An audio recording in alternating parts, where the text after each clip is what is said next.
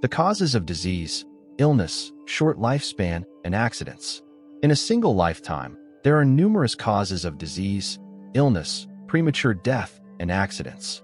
We frequently encounter circumstances that do not go as we wish.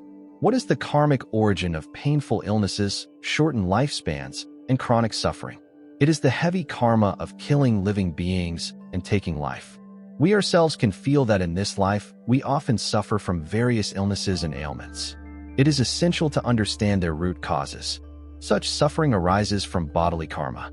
Although in this life we may not have taken life, our actions in a previous life, Buddha declares in the sutras as the truth, determine what we experience now.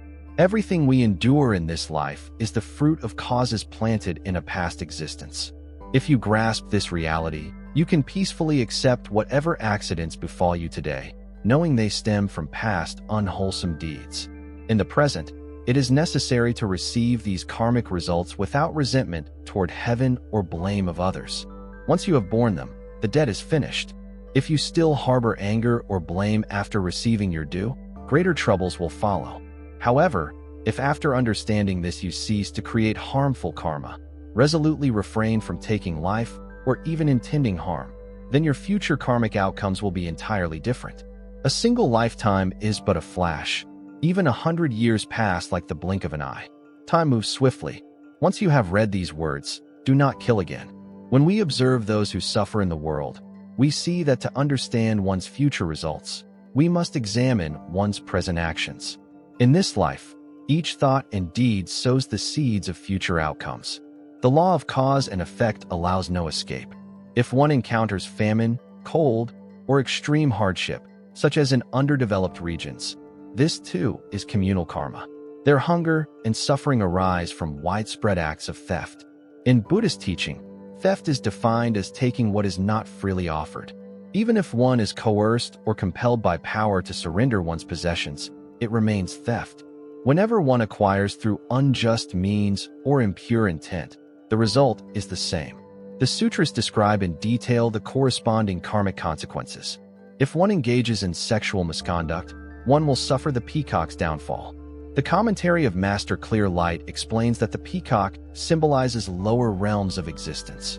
To avoid that fate, one must never sow the cause of sexual wrongdoing. Therefore, the Bodhisattvas teach the 10 unwholesome karmas in the 3 virtuous paths. By practicing the 10 wholesome karmas, all unwholesome fruits will cease. If one fails to cultivate virtue and instead commits the 10 unwholesome deeds, the corresponding results cannot be avoided. If one utters harsh words, one will reap disputes and conflicts among one's own. We often see families at odds with one another. Such disharmony arises from past lives of cruel speech. If these habits persist in this life, the trouble only grows greater. As the proverb says, a harmonious family prospers. A quarrelsome one is doomed to decline. If one engages in slander, one invites false accusations and turmoil. Slander in Buddhist teaching includes lying, duplicity, and fabricating stories. While the original teaching refers to defaming the Dharma, it applies to all forms of denunciation.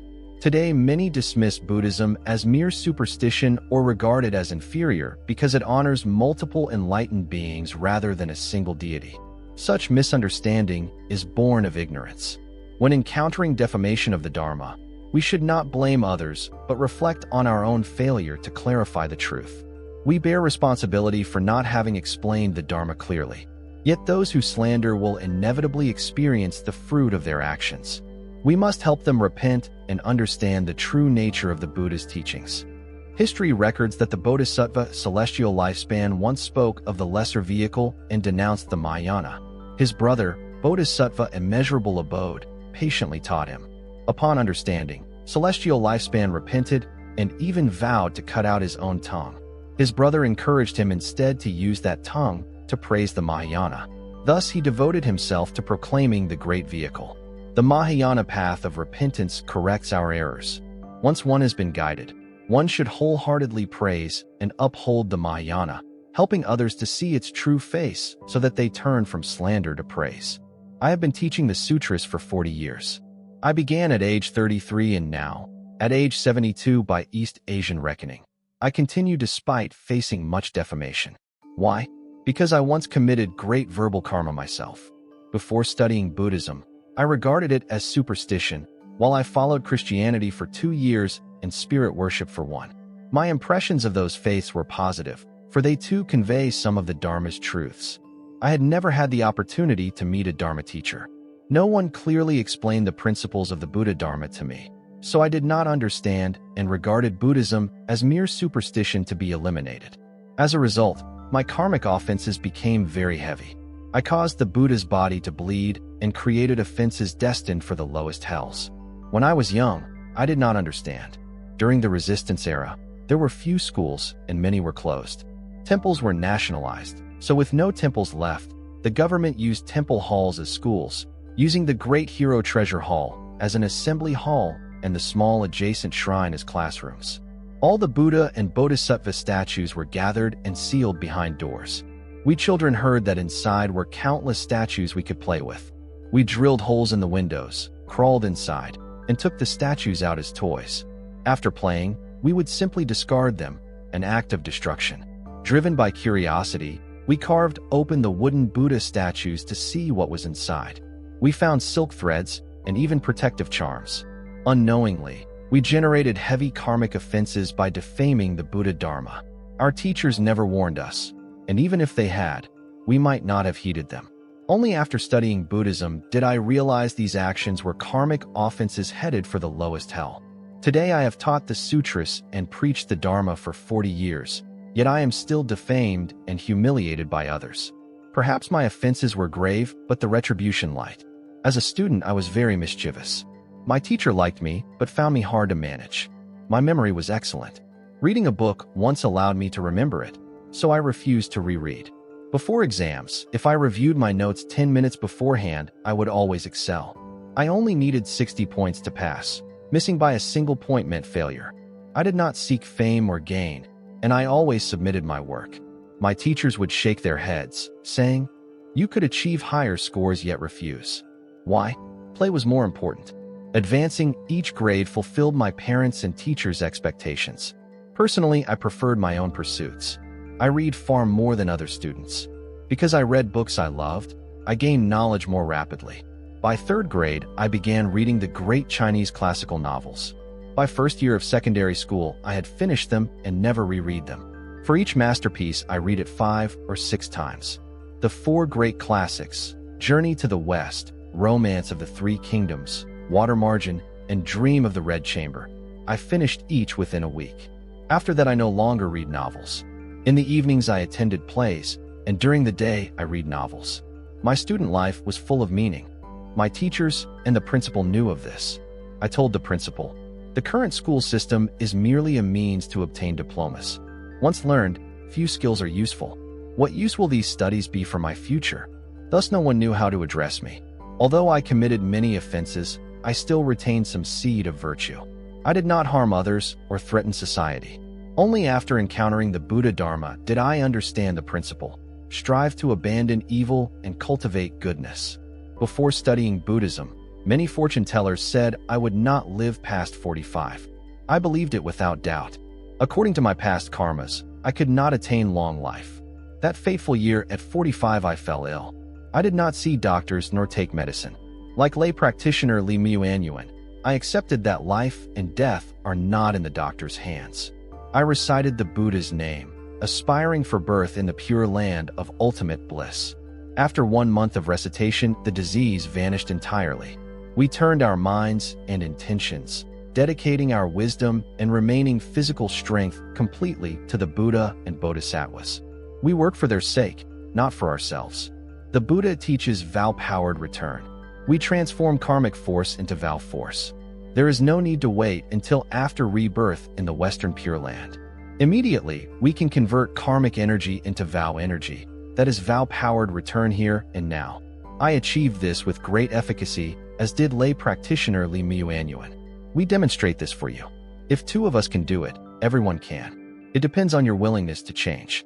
Once you change, your thoughts change immediately. Whenever a thought arises, let it serve only the Buddha Dharma and sentient beings. Not one thought should serve yourself. Can you do it? Absolutely none for self. Truly 100% for the Dharma and 100% for sentient beings. Only then can you transform, and transform swiftly. Thus we join the Buddha and Bodhisattva's assembly in their sacred work, where there is no obstacle to returning. Is it necessary to learn before preaching the sutras and teaching the Dharma? Not at all. Can one learn it? No. Your mind is like Buddha mind. These words are Buddha's words. Each phrase contains infinite meanings. You naturally perceive them, and they naturally manifest. Do not think you must prepare materials to preach. There is no such thing. The Dharma is present within. It reveals itself from your intrinsic nature. We must understand this principle. We only learn basic methods from internal scriptures. We have not yet entered Buddha's realm. We must rely on the style of our ancestral masters to transmit without altering their content. Yet if you sincerely generate the resolve to propagate the Dharma and benefit beings, you must enter the true realm. Without entering, you merely recite empty words, reciting the harvest of others with no benefit for yourself. To enter the realm, one must let go completely. Upon letting go, one sees clearly. What does seeing clearly mean? It is full awakening. You see the essence of phenomena, the principles, causes, conditions, and results with complete clarity. That is seeing through things as they are. Continue with the sutra below. If one succumbs to anger, one encounters the myriad transformations of defilement and is reborn in hell. Observe that the fruit of anger is hell. Those hellish phenomena are called hell realm transformations in Buddhism. Other religions speak of celestial realms and hells. Images of hell are never pleasant. They are terrifying and represent defiled obstacles. We must be vigilant. A single thought of anger opens countless gates of adverse karmic obstacles, leading to hellish consequences. This is a result one must know. If our appearance is ugly or deformed, know that it stems from heavy anger and deep jealousy. If we reform and cultivate compassion, pitying, loving, protecting, caring for, and helping all beings, our appearance will transform. Therefore, in practice, do not compare yourself with others. Only observe your own appearance. Compare how you looked 3 years ago with how you look 3 years later. Appearance follows the mind. A pure mind yields a pure visage. A compassionate mind yields a compassionate visage. A wise mind yields a wise visage. A vicious mind yields a vicious visage. This cannot be concealed or faked. Worldly people love beauty and pursue cosmetic surgery, but the more they alter, the worse it becomes. I have seen many undergo aesthetic operations, attractive beforehand, yet afterward their looks become strange and no longer beautiful. Those are false appearances, because the mind has not changed. No matter how much you alter your face, if your mind remains unwholesome, beauty will turn into ugliness. Understanding this principle, why waste money on plastic surgery? Adjust your mind. When the mind changes, the face naturally changes.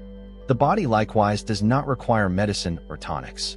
A good mind makes the body healthy on its own. I have never sought treatment or taken supplements. When people gift me ginseng or elixirs, I immediately pass them on. I never consume or inject anything. One must begin with the mind. If you cannot break the self-serving thought for my own benefit, you remain attached to the body. In the Diamond Sutra, the Buddha teaches the basic principle of practice. No self-mark, no person mark, no sentient being mark, no lifespan mark. These are the 4 marks. You already possess them, yet you cling to them. If body and mind are not pure, how can you be truly healthy? True health is returning to nature. Nature is always selfless and impartial. Therefore, the sutra says, breaking the 4 marks is returning to nature. Such naturalness is the healthiest, an indestructible Vajra body. The sutras say that the Vajra body is indestructible. Today's statues are gilded, yet imagine a person whose face and body are all gold like a dragon. They would become a grotesque figure no one admires. Gold is a symbol. Among materials, gold is most precious because it never tarnishes. It represents the immutable. What does not change is true. What changes is false. A mind free of thought is called golden hue. In the Avatamsaka Sutra, there is symbolic teaching. The golden world is unchanging. The deluded mind that changes is false. Gold represents the immutable, meaning true mind, meaning one mind. When both minds are present, change arises. Therefore, We must understand symbolism and not rigidly cling to the literal words. Dogmatism is wrong. If you advise someone to learn Buddhism and they say, "I don't want to learn Buddhism. All those golden robes are gaudy," you must help them grasp the real meaning. The Buddhist sutras are difficult because their meaning lies beyond words. You must know how to listen. As with a written text, the meaning lies beyond the characters. The characters only point the way. In Chan, this is called the finger pointing to the moon. Follow the finger to see the moon, to see the truth. It is not in the words or speech themselves, yet it is not separate from them. Only then can you truly realize. True meaning is self-nature. Self-nature is inherently endowed with wisdom and virtue power. This is the true meaning the Tathagata speaks. Therefore, true meaning is not only the meaning of Sakyamuni Buddha, but the meaning of the Tathagata. The Tathagata is self-nature. It is the name of that nature. Virtue is one of the 10 titles of the Buddha, not belonging to any one person alone.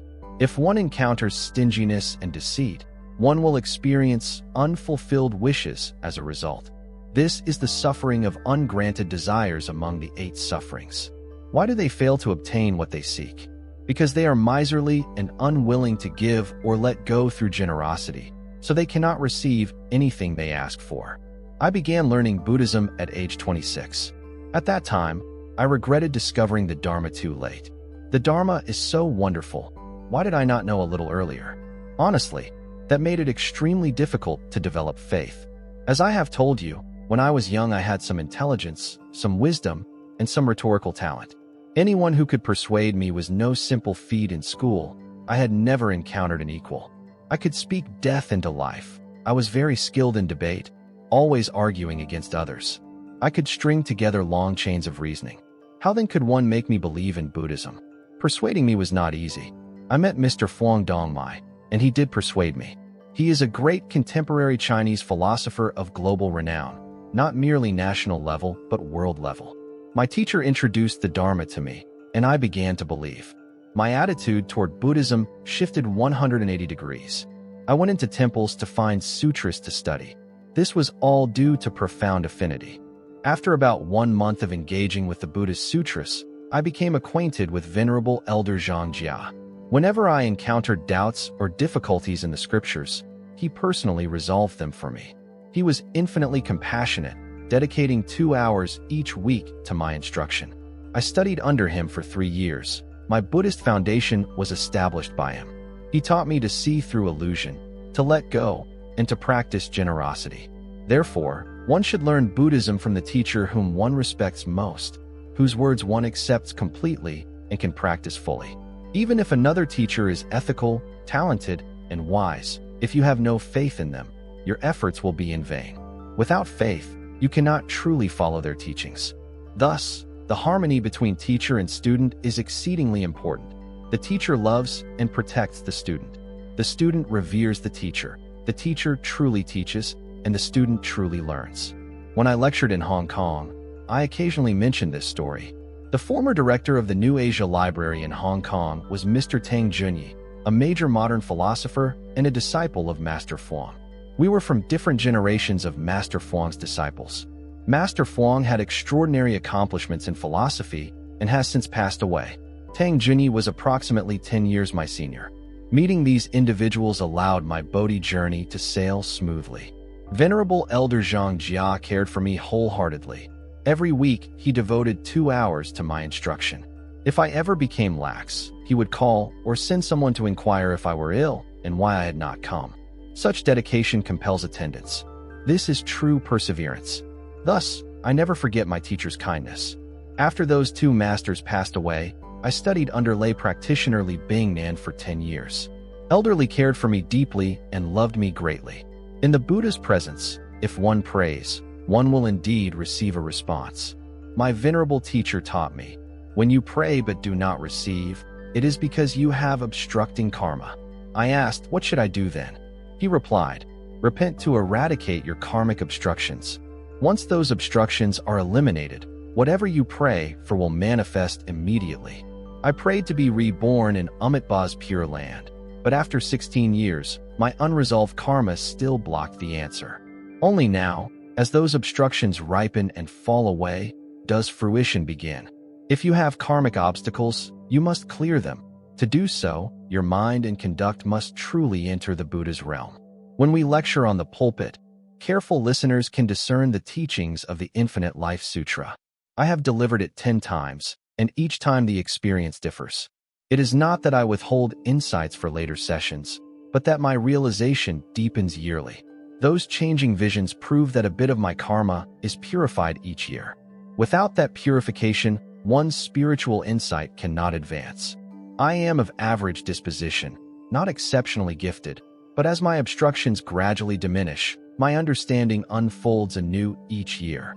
Regular attendants notice I preach without notes or manuscripts. Though I study classical commentaries for reference, I never recite their text verbatim. Relying mechanically on old annotations would not suit modern audiences, whose capacities differ from those of past eras. We use ancient writings as inspiration but must gauge today's listeners and adapt the Dharma so it truly benefits them, resolving their suffering and guiding them toward harmony and fulfillment.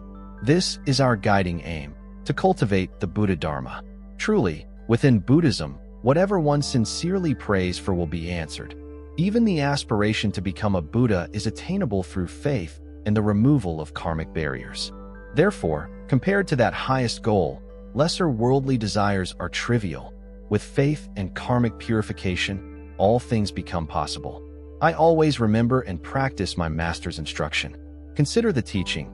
If one gorges indiscriminately, one will suffer disease. Today we face many strange illnesses unknown in the past. Where do these diseases originate? As the saying goes, illness enters through the mouth, disaster issues from the mouth. Unwholesome speech brings calamities. Diseases arise from our eating and drinking. During my recent visit to Hong Kong, a fellow practitioner shared a true story.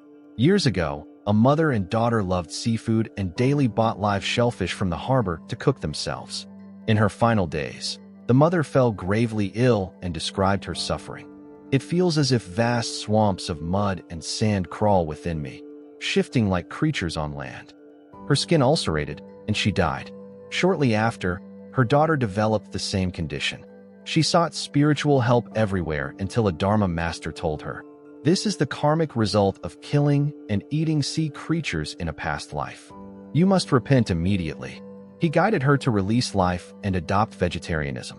She tried but too late. She too passed away. Those who witnessed her suffering became lifelong vegetarians, never daring to eat seafood again. The vividness of this karmic consequence is undeniable. Yet Hong Kong's seafood restaurants remain packed. People are stubborn and hard to transform. Bodhisattvas, encountering such cases, might consider creating films that warn the public, displaying images of these karmic results in seafood shops. It is truly terrifying. From where do worldly suffering and disease arise?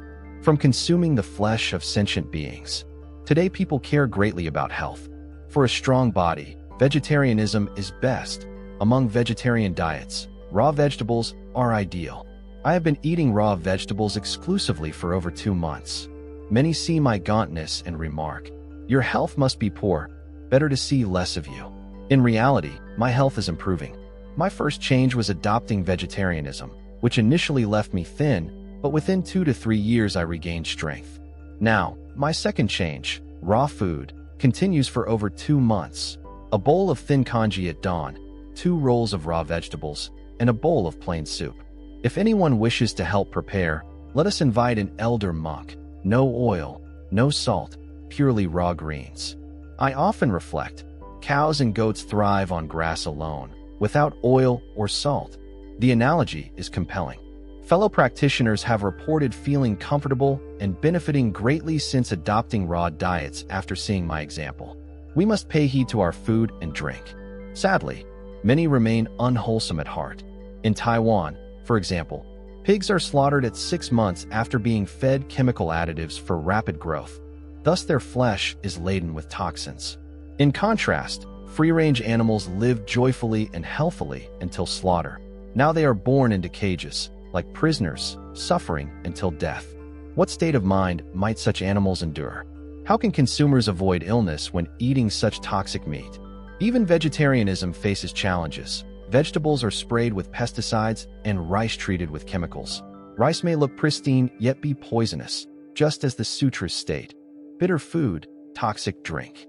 In Taiwan, farmers who eat only their homegrown produce reject the contaminated vegetables sold in markets, yet they still sell those to others. They separate their own fields from those for sale, yet selling toxic food harms them as well. This unwholesome mindset affects us all. It seems destined that fellow practitioners introduced us to the fact that ozone gas can neutralize pesticides. Therefore, when we eat raw vegetables now, we first treat them with ozone gas. It breaks down all the toxins, making them much cleaner than produce from outside. This method needs to be widely promoted. We should seek out a mechanical workshop to build these ozone units, hoping they can be mass-produced. We're brainstorming ways to help them spread a healthy diet, a serene mind, and a compassionate outlook so that body and mind become strong. There is no Dharma that is not Buddha Dharma. Every Dharma is Buddha Dharma.